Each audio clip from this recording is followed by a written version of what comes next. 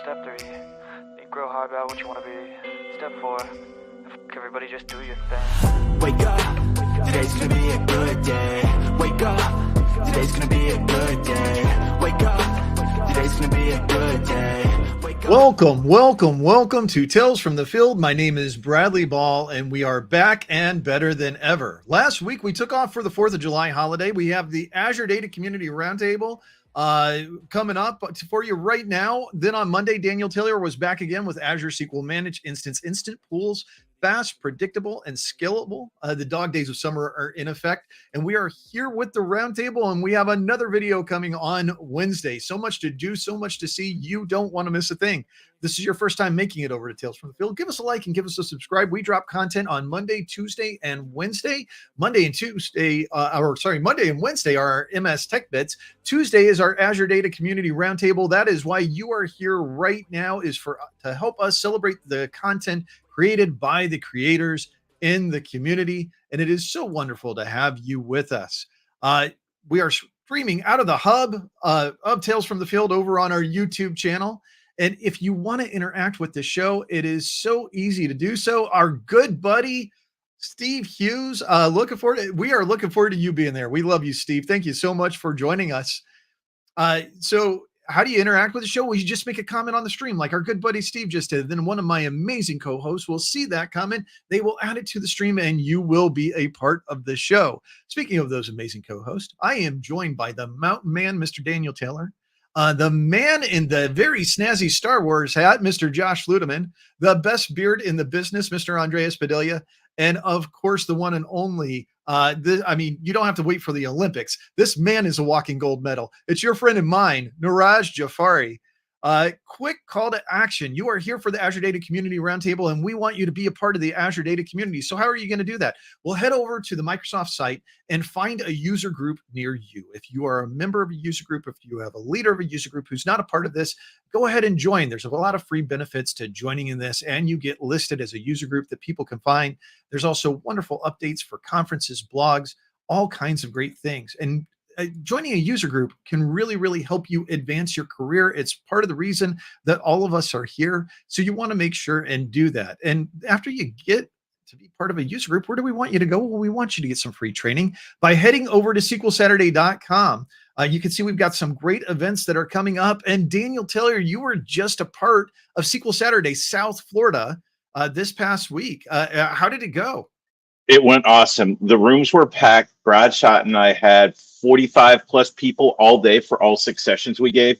But I want to give a shout out to Diane Bateman-Court and the SQL Server, the volunteers. Oh my gosh, that was a tough word to remember. They deserve all the credit. Folks, this is a SQL Saturday you want to look out for if you're in Florida or South Florida. Also, investors, or not investors, but people who want to sponsors.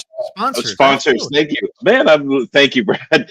The sponsors, definitely look out for this event next year. There were a ton of people, lots of excitement. Huge shout out to Diana Bateman-Court and her volunteers down there. It was great. I was going to say, I was so sorry to miss out on this. It just so happened that this year the travel schedule really led us to be doing thing after thing after thing. And this was right after my wife's birthday. So as we were talking about SQL Bits and then Fabric Conference and then SQL Saturday Atlanta and then SQL Saturday Jacksonville, I broached the conversation of a SQL Saturday in June, and the look I got said, don't go there. Don't do that. Brad, and you got the finger, and I'm not talking about the bad finger I'm not going to show. It's this finger. You got that. Yeah. Finger. Oh no, I got the look. We all know the look, right? So the look that happens, and you're not going. Quick question: is it finger, then look, then finger and look? As far as not as bad to really bad, or is it look, finger, both? Lowest I got to tell you, severity. I'm the one that points the finger. Okay, so Sue doesn't normally point the finger at me, but if she were to point the finger, I'm gonna be like, I don't shoot. I think I've seen her use the hand though. Like, listen, maybe it's not the finger with her. Maybe it's more of the hand. Like, wait a minute, Regardless, there's something going on. SQL Saturday South Florida was not in the cards for me, but it was excellent. It was wonderful, and my hope is next year I get a head down there because that'll be a lot of fun. And speaking of wonderful locations, SQL Saturday is not the only place to be able to go to get free content, to be able to get free training as well. And that's the thing to keep in mind is when you go to these events, you've got folks from Microsoft, you've got MVPs from Microsoft, you have some of the top consultants and top people in the field who are learning and doing amazing things to be able to help guide you. And also there is Data Saturday. We've got some wonderful Data Saturdays coming up. And you can see they're across the world, but also here in the US. Some of these are virtual, some of these are in person, but it is a wonderful way for you to be able to find that community and interact with that community. Go be part of it and join those groups. One other thing, if you're a fabricator like me, and I know you probably are, keep in mind the European Microsoft Fabric Conference coming up. It's going to be the last week in September. And boy, I got to tell you, working with the product groups, we can't tell you anything, but there's so many wonderful things that are going to be announced at this event. You are not going to want to miss it. You want to be there where the news is, where the action is, but also where the product group is going to be. And they're going to be invested in this, in helping you and talking to you about how to be able to use Microsoft Fabric. So you want to make sure and check out the European Fabric Conference. And one last thing on being a fabricator, if you get a chance, if you're looking for a good place to learn, to be able to find content, the Microsoft Fabric Learning channel is one that we have. We are involved there. Members of the product group are involved there. There's a lot of wonderful posts, some of which I am actually featuring today on Tales from the Field because that's where I got my content from. So I appreciate all the creators who are contributing to the content. Creators contributing to the content. That's a mouthful right there. And participating in the Fabric channel, but helping all of us learn, helping all of us grow in Microsoft Fabric. Woo! Andreas, that was a lot. Talk to me, Goose. What'd you do for 4th of July? Oh man, we went to celebrate my mom's birthday, and Brad went off camera. That's the first, actually. And why are you off camera? We celebrated my mom's birthday. It was on this Saturday, and we had a great time for 4th of July. We barbecued, and we went boating. And the best thing to have is not a boat yourself, but to have a friend with the boat, because then you get off and you go home. So that's all the maintenance. I'm going to presume I'm back now. Sorry, I had a little glitch over here from an internet perspective, and I was like, oh God, we just started. Not yet. You are back, sir. You are back. You were on a boat, and this boat is real. That's true, and it's a friend's boat, and I don't have to clean it or fuel it up or stock it. All right, Andres, that is, you would not be coming back to it. You have to help wash the boat at the end. It's just good etiquette. I've had a boat, and I've had friends like you, and they're like, great time fishing. See ya. And you're like, oh, it's so much fun. Dan, what are you doing on the boat that it needs to be washed down by the end of it? Yeah. It's called salt water, and it's like the most corrosive thing that you'll known to man. It's a horrible, horrible thing. And fish stink. You don't want to park a boat in the garage with fish stink. Your family won't let you hear the end of it. That's a good point. I mean, look, Andres is on the boat with his flippy floppies. I'm over at Kinko's making copies. But that's not why we're here. We're not here to celebrate that he's on this boat and that this boat is real. We're here to talk about the roundtable and the Azure data community. And we're going to start off by kicking it off with someone who is also as real as it gets. And of course, that's Mr. Neeraj Jhaveri, empowering real-time searches, vector similarity search with Event House. Neeraj, what do we got going on here?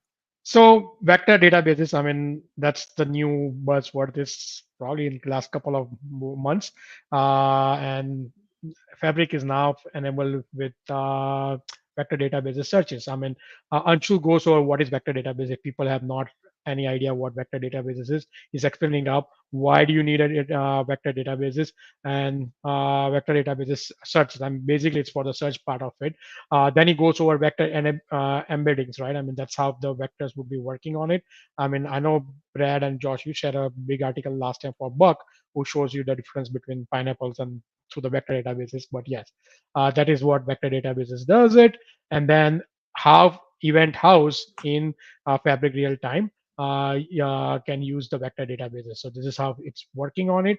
And then he shows how to create the whole vector databases with a sample of to query and check it out on this.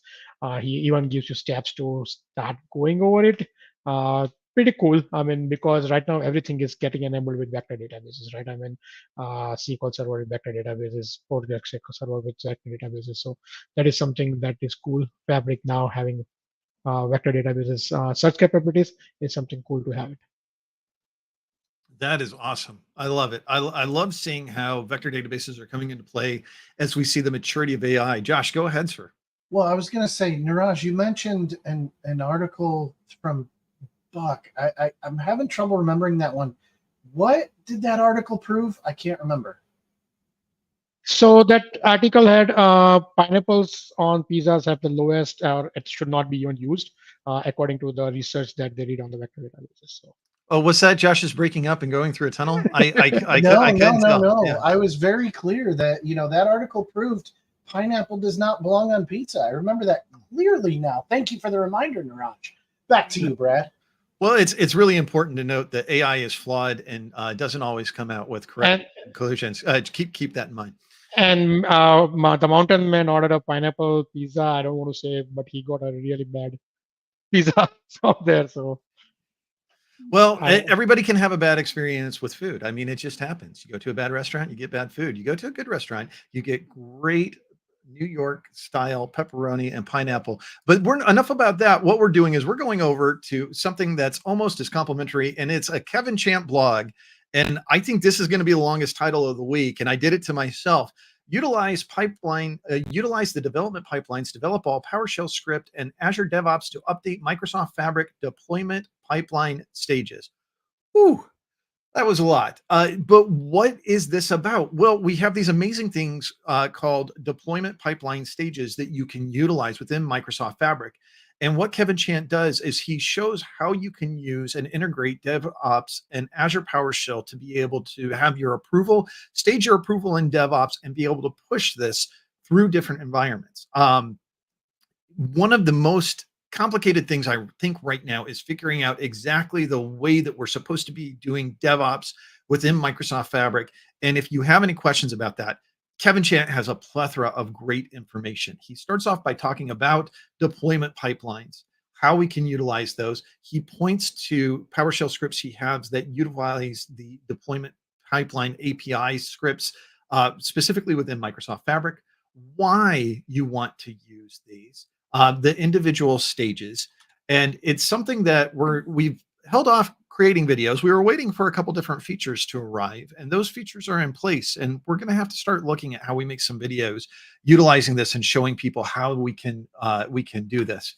But Kevin does a great job of showing how to be able to integrate this deployment stages with DevOps and how to be able to use the Fabric REST APIs and PowerShell to be able to call them and make these deployments. He walks through using the YAML pipelines to be able to do the configuration, storing it down in Visual Studio Code, checking the variables for classic deployment levels, because again, you're going to have some different deployment variables for your production, for your dev, for your test QA environment. What's really interesting is the deployment stages accept these. And even if you just use the GUI process that is inside of Microsoft Fabric, you can set some specific stage environments. But if you want to think about traditional DevOps is going to need an interaction specifically with Microsoft DevOps to be able to approve these changes as you push them from environment to environment. And that's what Kevin takes you through. He takes you through the default branch, how to be able to push these, but how to also be able to have the check job in place for the pipeline deployment before you would go from one environment to the other. Really, really great stuff by Kevin. This was a great read. I can't wait to play around with this and put this into action. But if you're looking for some guidance on DevOps, this, and I'm going to do a quick tease because we've got another blog coming up that talks about some of the different scenarios that you can use for DevOps. But it's very, very exciting that we're getting into a place where this is a fully fledged development environment. And I think we're very quickly going to see more and more people talking about how we can actually utilize DevOps in Microsoft Fabric. Now, talking about something that's spectacular and essential, well, of course, what we think about is we think about the one and only Mr. Mountain Man, Daniel Taylor, Essential Guide to Database Backups and Restores for SQL Server. Dan, what do we got going on here? Yeah, so Gethin Ellis, a friend of ours who I still have yet to meet at a SQL Saturday, goes through why are database backups crucial for business continuity.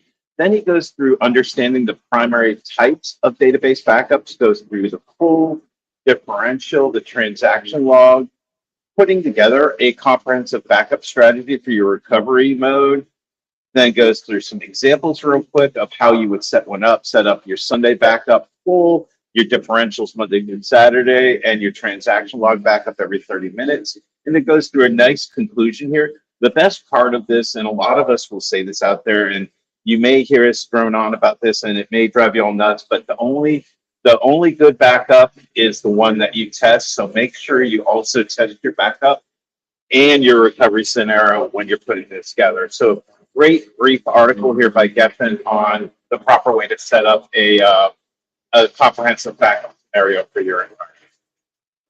Very, very nice. Appreciate it. And speaking of nice work, of course, whenever I think about nice work, I think about one man. I think about the best beard in the business, Mr. Andreas Padilla. From Microsoft Build, you've got new multimodal vision AI models and their practical applications. Andreas, what did they cover in this session, which people need to understand? All of the different build sessions are sitting here on YouTube free of charge. You can go and access them. It's a great resource, and they absolutely should be taking advantage of it. Oh, they should be taking advantage of it. I'm still taking advantage of it. I love that Adina Tripanescu, our great friend from the GPT Vision team here at Microsoft, put on this build session. They talked to us. They talked, put on display a lot of the new features that are coming out for multimodality scenarios using Vision. But what I love about the whole session is she gives you the landscape, and along with Matthew Stewart, they were both paired up to give this great session, and they talked about the timeline, what's going on since for the last 2 years. We had Florence, we had DALL-E coming into it, then we had GPT-4 Turbo, then we had GPT-4o, and now we have 5.3 with Vision. Man, it just goes on and on. It gets better and better, all the options. The problem is that there's a lot of options out there, and I get a lot of questions. You guys know out there that I live in the world of Edge AI and Vision, and I love everything that has to do with that. And I have to explain to customers, what do you have? What are the tool sets? What do you have at your disposal? And what you should be choosing and what direction you should be going. This is a great video to not only showcase what you have within GPT Vision in Azure, what you have at your fingertips, what models are available, but also they showcase the capabilities. You can do detailed image descriptions, read written text, identify languages, detect defects in images. You can identify anomalies in images. But what took it home for me was the demo they had with CAD diagrams and architectural scenarios. Man, that blew me away. Watch this. You're going to want to use GPT-4o, GPT Turbo with Vision, or 5.3 Vision for your Vision scenarios. This is another option that you need in your back pocket. Pull it out. It's going to make your life way easier. Well, and when we were covering when we were doing our pre-con up in Jacksonville that we all worked on with Buck about AI, one of the key things that we were discussing was, multimodal models. And when people look at these, there was a graphic on the very beginning of that video, and it talked about how it's using vision, it's using speech. And so that's part of the key, is having these modals, because traditional models are either a text model or a vision model. Now we're seeing, multimodal models, which are using these large language models across multiple different things. So that way we can actually pull in multiple insights when we're using them. And it's fantastic stuff. Our good buddy, totally agree. Take advantage of those build sessions. Yes, absolutely love those, Steve. They are great stuff. I can see there's a whole lot going on in the chat. Brad is making a hard charge for the championship belt. Neeraj said maybe this week he can win as Marco's not here. Josh said that's probably the only way I could beat Marco. I completely agree. First off, he's our Robin Hood. So, the man has skills for days. Aaron Flynn is going to take you out. Skills for days, bills to pay, and he's going to make you not be able to walk away. I mean, he's going to be, just dropping you hard. Not to mention, he's got youth and exuberance on his side. I would fear for myself I don't think I could run fast enough. So speaking of something I can't run from, I can't run from giving a great compliment to this next man. He is the pineapple on my pineapple pepperoni pizza. Oh, Of course, I'm don't talking beat about me with that, Mr. brush. Josh Luedeman. Don't up put with that on me, PostgreSQL Ricky Bobby. with Don't put local that on small me. language model and in-database vectorization in Azure. Josh, my little pineapple. What do we got here, buddy? I am nothing of the such. Don't put that garb. Exactly. Dan knows. He's burying his head in shame, because why would you say such a derogatory thing to someone? My God, man. I was going to say well, you come off as sweet. You're definitely coming off as sour as well, which, I mean, pineapple. There we go. Way to go. Pineapple's not sour, bro. So what? Like, now you're just trying too hard. You are just trying way too hard. I wasn't. I don't know why I didn't start this nickname for you. I don't even like, you've completely It's okay, derailed Josh. This is happening. This is happening.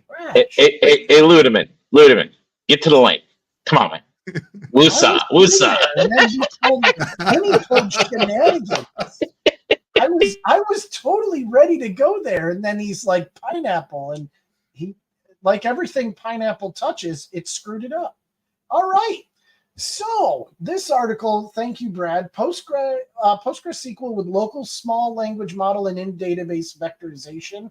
This isn't a blog post as much as it is a good detailing of what's in a video that recently came out from Microsoft Mechanics and Jeremy Chapman from the Microsoft Mechanics channel. But they go over in video form now, what I had brought in an article, I believe it was a couple of roundtables ago, about Azure AI and its uses with PostgreSQL. Goes through in here and how to run, the models, doing it more locally inside the database, getting better performance. Neeraj, no punch rounds. Brad has too pretty of a face. It's the moneymaker for him. We can't do that to him, because I would tear him limb from limb. What it does actually is, help with some of the results, and speeding that up. Talks through some of the Azure Local AI and Azure AI Service integrations with the Azure AI functionality. Gives some great links on Postgres Flexible Server, and the Mechanics series as a whole. The Microsoft Mechanics series, if you're not familiar, does a lot of things across the developer experience.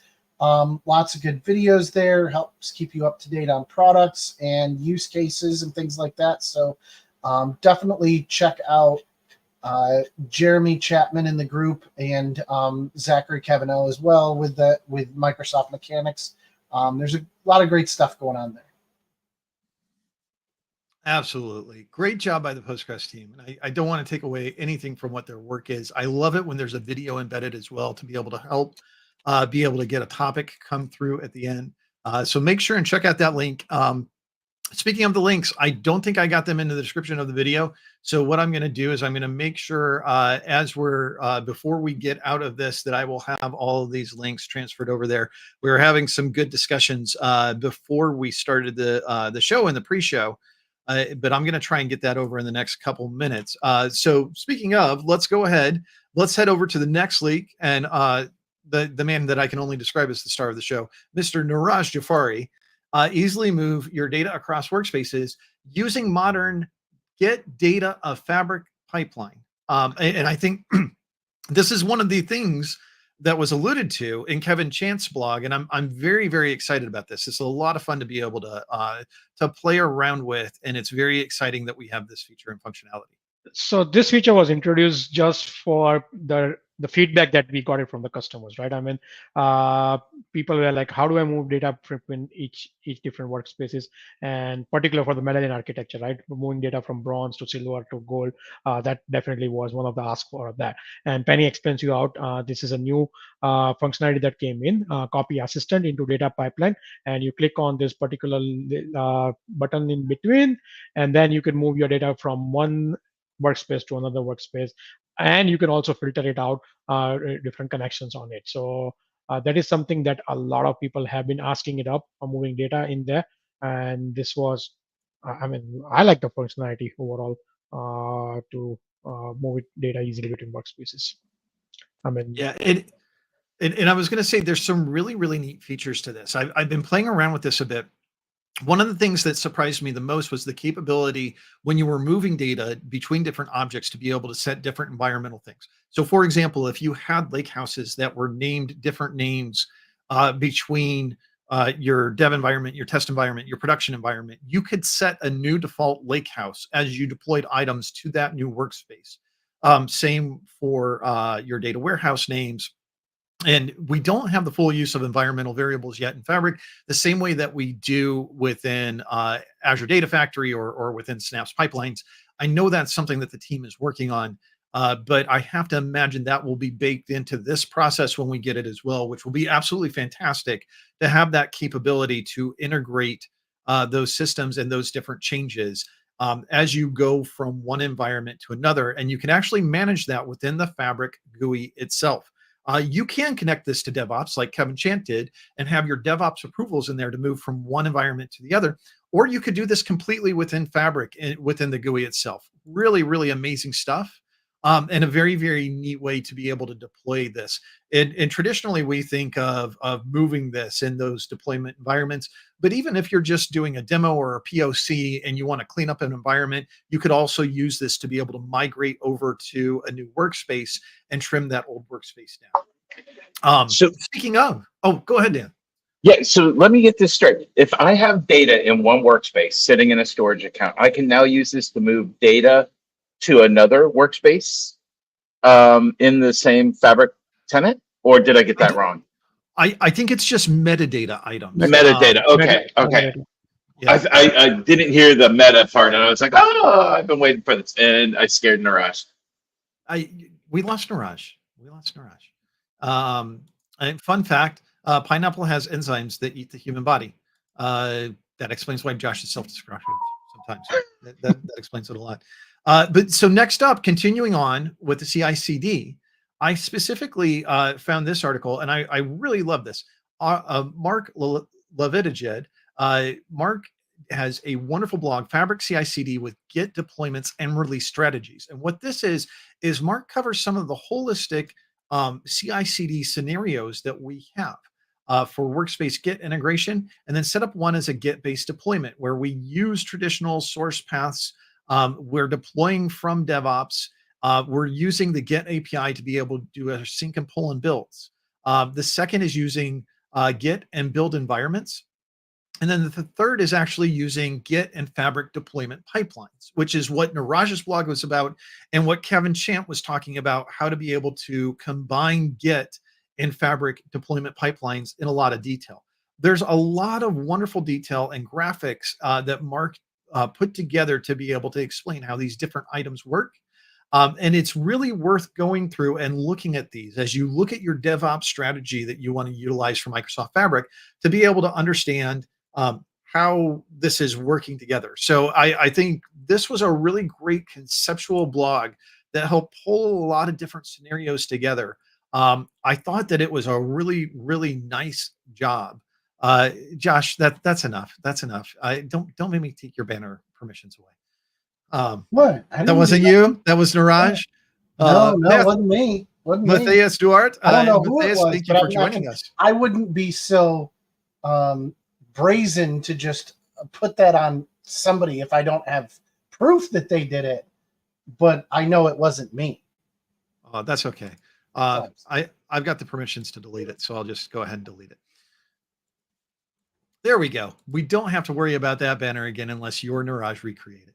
I just love it how you guys always like to kick that up. I have no idea that you could be so deeply offended by a tiny little pineapple. What are you talking about? I did not do it. I'm the most innocent person right now. I don't know who did it. Andreas. It's Andreas. The second that he proclaimed he was the most innocent person, I immediately went, "It's you." Yeah. Who? Or Neeraj. When Neeraj went, "I'm the most innocent person," I went, "Oh, okay." I was gonna say I was asking who, and then Andres pointed at me. I'm like, no. So you were talking over a show in Matthias's comment. Matthias, thank you for joining us. Josh, maybe say thank you for joining us. Thank you. There we go. Okay. We didn't go on to the next topic. You immediately went into the banner, so I didn't have a that's a good point. That's all right. We appreciate you joining us live, Matthias. Next up, we have a very, very interesting blog. And of course, it is by the Mountain Man, Mr. Daniel Tiller, using Azure Blob Storage as Azure Data Explorer external table. See if I could get that right the second time. Using Azure Blob Storage as an Azure Data Explorer external table. So, Dan, tell me what we got here. Yeah, and I apologize. There's noise literally right outside my house. So if I cut out, I apologize. So Sander Van de Velde, and I'm gonna hit this. Can we go to Josh's link real quick? Live trouble. What's that? He's got sound issues going on. He has to go on to someone else's link and circle back. Oh, gotcha. So I'm going to go ahead and I will rearrange this. I'll go to Andreas. Andreas, you really amazed me with this blog because I so was not expecting this that I thought I had clicked on the wrong link and I had to do a triple and then quadruple take as we were sitting in the pre-show meeting. 6 red flags you're about to eat at a tourist trap restaurant. Andreas, what do we got going on here? Well, you know how I like to surprise you. There is a method to my madness here. The reason I posted this is because I was talking to a customer and they wanted to know more about AI agents. And then we started getting into how to use AI agents with semantic kernel. And then I pulled up this, I started after that meeting, and I'm actually going to post something in the YouTube channel. Definitely take advantage. Oh no, it won't let me do it. My posting won't let me do it. Take advantage of those Microsoft learning paths. There's a great learning path for developing AI agents using semantic kernel. Make sure you tap into that. I'll post the link right now. But I'm going to Costa Rica in about 3 weeks. And I said, you know what? It'd be cool to see if I can use the ChatGPT Ultimate Travel Planner and create an agent for that. So I started playing around with that. This led me to this article by Sujit Lin, and I asked ChatGPT, set up a plan for me to go for a 6-day tour in Costa Rica and make sure you don't hit any of the tourist traps. This led me to this article, and I know I'm a sucker for falling into tourist traps because I like big menus, and I want to try to be a little bit more off the beaten path. So this came in really handy of what not to do if you're traveling, if you want to avoid those tourist traps. But what I really want to, showcase here is that make sure you go to those learning paths. Make sure you take advantage. If you guys haven't gone to ChatGPT, and they have an ultimate travel planner agent in there that you can leverage, it's awesome. And you can tell ChatGPT, hey, I'm going to Japan for 7 days with my family. Plan a trip for me. And make sure that don't hit those tourist traps. I was going to say, there we go. The second you said a tourist trap restaurant and then you go Planet Hollywood, I went, oh, this makes perfect sense. Living around Disney, we all know exactly what those tourist trap restaurants are. And that's fascinating that you could ask AI to help you be able to avoid it. One of the things that we do quite often, we'll meet and we'll have some nice dinners locally, but we're using I use Yelp a lot to be able to go out and to be able to find these restaurants. And we found a lot of wonderful local gems. So when we have friends that come over to Orlando, one of the first things I do is I'll tell them, hey, here's the part of the city you need to go to. Here's where some of the different restaurants are that you want to go to and you want to eat. And we'll talk about the different food that they want, where they're staying, whether they have a car or not. So that way they can get to the stuff. Because even in some of the touristy areas like Disney Springs, there are some absolutely magnificent restaurants, and there are some where I wouldn't want you to waste your money. Just, it is what it is. And, but that was amazing because when I read that, I went, what is a tourist trap restaurant? But yes, absolutely. And we've had certain Disney restaurants where you pay, Michelin 5-star prices for the Disney or the Magic Kingdom chicken tenders. Yeah. I have Overcooked never chicken. found those. As a matter of fact, I like it. Steve said it wasn't me. Dan said, "Are you sure we got our eyes on you?" And, Neeraj is just trying to stir up more trouble. I'm not biting. Just like Josh isn't biting on the pizza that I ordered, but that's okay. I'm biting it and I'm eating it. That's all we need. And Andreas, of course, follows up with make sure you take advantage of the MS Learning Pass on AI agents, OpenAI, and the Semantic Kernel SDK. Andreas, if you give me that link, I do have all of the links from the show that we are covering, all the different content. I have that in the description of the video. So if you're looking for any of this great content, please go check it out. And I will add an honorable mention for Andreas that we'll put at the bottom of the links after we finish up the show. Now, speaking of, Dan, you doing good, buddy? You want me to go ahead and come to you? Okay. Yeah. All right. So try number 2, using Azure Blob Storage as Azure Data Explorer external table. What do we got going on here? This show was filmed in front of a live studio audience, folks. Wow. That's part of the allure and beauty of this. All right. This article here by Sander van de Velde. So first off, I was communicate with Sander behind the scenes. Anybody want to guess what the last name translates to? Velde? 2 guesses. Green? Yeah, from the field. So it was perfect. Field. He's like, my name is from the field. My last name's from the field. I was like, this is a perfect article to share. So a lot of folks are using event houses within Fabric, right? But what if you just need an event house? What if you don't need all the Fabric stuff? Well, a lot of folks are using Azure Data Explorer, ADX, and we're seeing a lot of folks use that. And Sander goes through here how we can connect our Azure Data Explorer to our Azure Storage Blob container and use that data within there. So we don't have to import that data right away if we want to do experimentation or you just want to use the power of the KQL language, we can do that. Walks through the prerequisites that need to be in place to be able to do this, sets up the Blob storage account, then goes through the external table wizard. Extremely detailed post. Now, Sander, I may be stealing this from you or borrowing, shall we say, to do a video on this because this is really great and this is really good detail. Walks through the complete process of setting it up, setting up the source. Once you have the source, going into the schema, and then creating the table. Now, what I love here in this article is when Sander goes and creates the table, he calls out that the wizard has some limitations, right? And what are those limitations that it provides us? The first limitation is that it has to use our account, the account that's using the Azure Data Explorer when you set this up through the wizard. Then he goes through the testing process. We always want to test it before we throw it over to our clients, our end users. But then this is the thank you. My gosh, I should not use those types of phrases because I'm horrible. But using a managed identity, we are going through a big security cleanup within every environment within outside of Microsoft. Everybody's doing a look at their security, and using a managed identity is one of the recommendations we always make to our clients. Here he goes through how you can use managed identity to do the same process that you did as your own user account. And then also calls out through the KQL scripting mechanism, some additional parameters you can put on this table. It goes through the same process of creating the table. Also, he revisits one of his previous articles called partitions.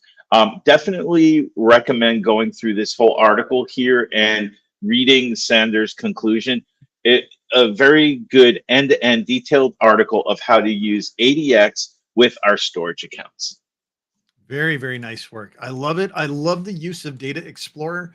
It is a product that does not get enough love for the power and the capabilities that it has. I see more and more customers using that, and that makes me very excited for the way we see some of our technology going. And over to my Pina, and We have building the ultimate Nerdland podcast chatbot with RAG and LLM step-by-step guide. I love this title, Josh. I think this is the only challenge for longest title that we have, and I'm going to exclude myself, so you get a win this week. Josh, what have we got? Because I am intrigued by this title. I'm intrigued by the one time you could actually compete because Marco wasn't here. You've actually excluded yourself. This feels like it's odd. To me, I feel like there's an ulterior motive, but I will take the win. Could you just talk about the blood instead of your paranoia? Yeah, I mean, geez, what is going on? I'm just saying, I'll take the W. I'll take the W. You choke on the L. We're good. So I came across this blog post on the developer community blog. And the reason I liked it is I'm sitting here going, why didn't we think of this? Right?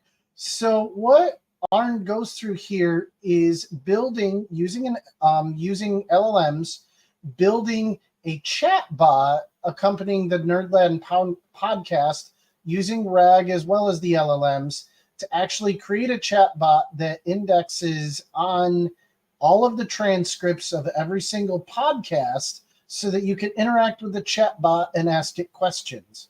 And I'm sitting here going, partially this is, yes, I want to share this with the community because it does a great job of walking through the keyword matching, vectoring, embedding models, using RAG, all that stuff, the building blocks of it using OpenAI Whisper or Logic Apps and indexing with Azure AI Search.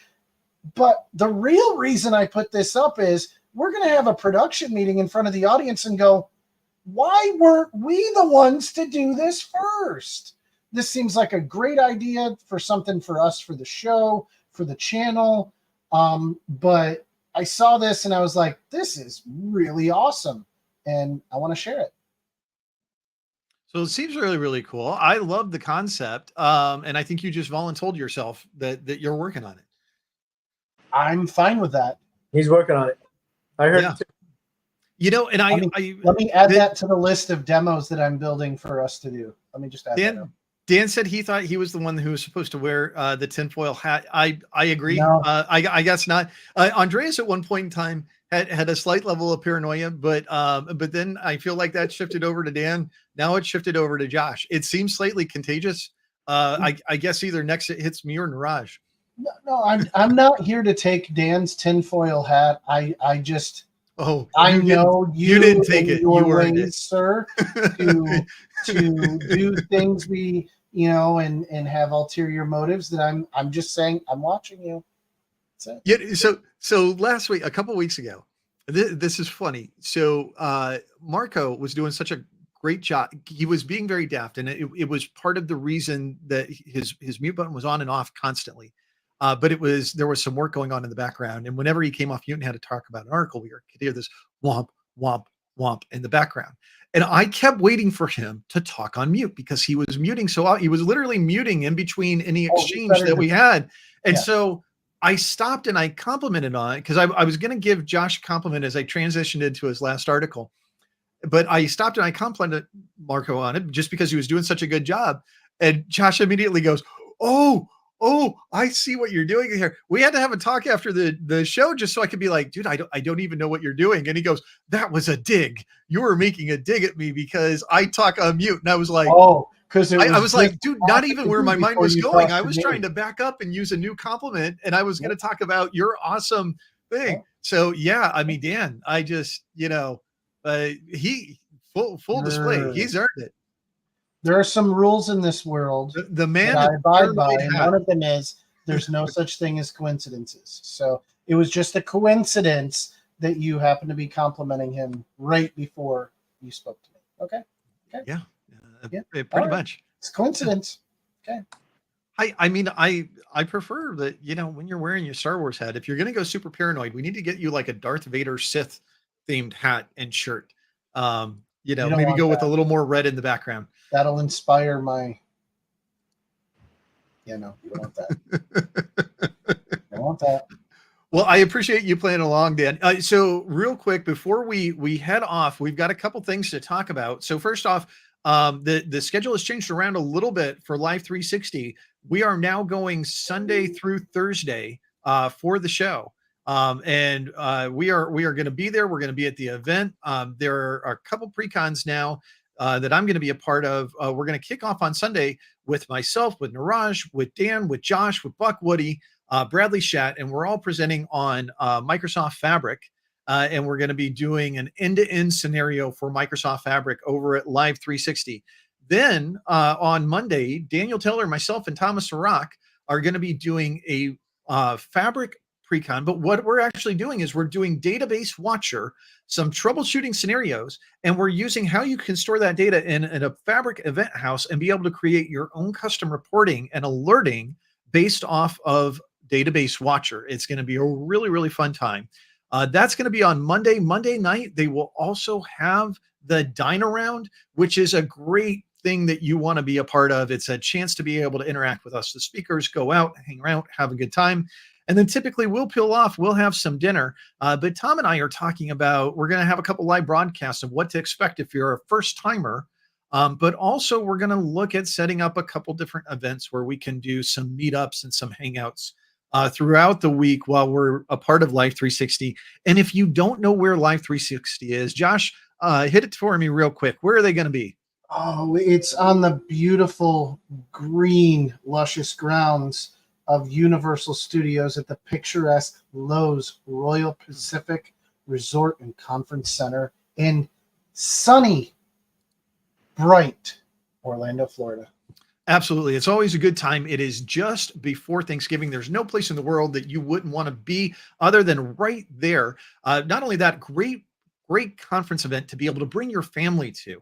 If you are staying in the Lowe's Royal Pacific, your hotel key card is a 2-park pass for being able to use their express lane. All you have to do is buy the ticket, take your family, let them enjoy some fun in the sun while you do some learning. And then afterwards, you can join them for dinner and go hit the parks. It is an amazing time. They'll be decorated for Christmas. They'll have the gingerbread tower at the front of the Lowe's Royal Pacific, the train running around it. It's going to have holiday galore, the Santa parade, lots and lots of fun. In September, when Dan is over for the Fabric Conference, we're also going to be doing the Future Data-Driven Virtual Conference. We've got a couple different sessions that we're going to be doing for that. You want to make sure and check that out. That is free. It has a whole bunch of Microsoft product groups that will be participating. Guys, anything else that we want to talk? Assistant? What's that? Is Dan not taking his assistant? No, he's not. So okay. So anything else we need to cover? Nope. No. All right. My dreams are crushed now. We're good. For Daniel Taylor, the tinfoil hat wearing Josh Luedeman, Neeraj Jhaveri, and Andreas Padilla, thank you so much for joining us. Take care, everybody. Step 3, grow hard about what you want to be. Step 4, everybody just do your thing. Wake up, today's gonna be a good day. Wake up, today's gonna be a good day. Wake up, today's gonna be a good day. Wake up.